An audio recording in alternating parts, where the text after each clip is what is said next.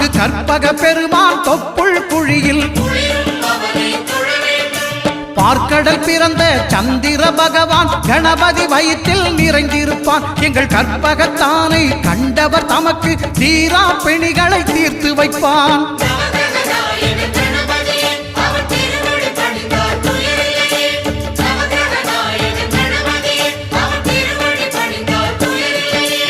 ஒன்பது கோளும் ஒன்றாய் காண அங்கு கற்பகம் என்னும் கடவுளின் மெய்யில்